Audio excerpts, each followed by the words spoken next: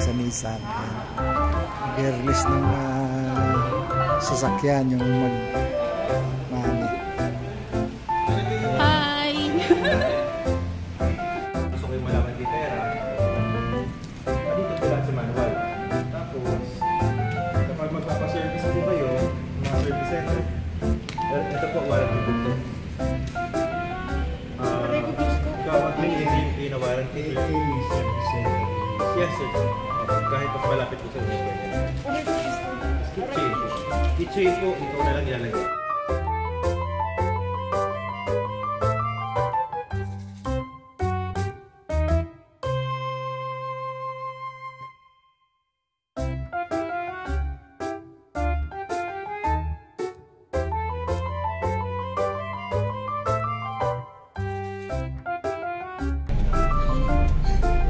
Ayan na yung may-ari.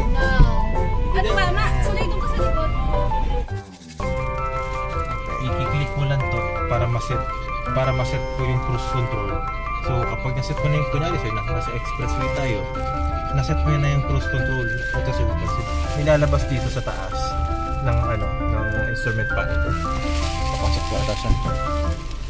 Ito, di ba, yung settings ng... You can go inside. Ito yung settings ng cruise control, di ba? Apo. So, ito sir. Ito nakikita mo sir yung kilometers per hour. Eh, dyan nakalagay yung speed mo. So, kunyari, nasa 45 na tayo yung speed natin. Pwede na natin siya maset. So, masiset na natin siya. Kapag naset natin siya na 45, kahit hindi ka na tumapak sa gasolina, nakaset na po yung speed mo. Hindi ka na magbe-brake.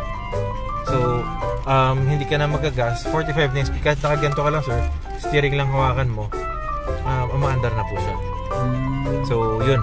Para less fatigue rin or less pagod kapag nagdadrive, gusto mo magpahinga, hindi ka tatapak sa gasolina.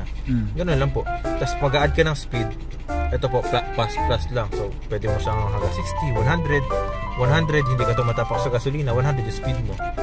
Kahit hindi ka tumatapak sir, ito lang i-press mo, dumadagdag na yung speed niya, bumibilis na siya. Yun sir. Tapos, ito, pag babawasan mo naman, ito.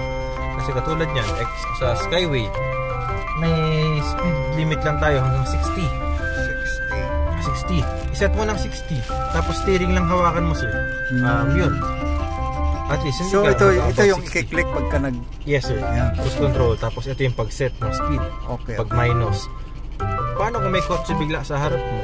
Magbe-brake ka. Pag brake mo, automatic magre-reset siya sir. Babalik siya sa... mawawala yung cruise control niya.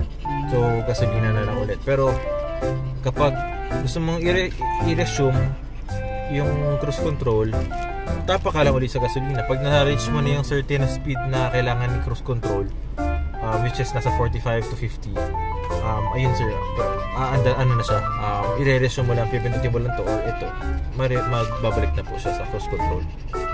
So yun, mas mapapractice natin sir kapag tumatakbo talaga.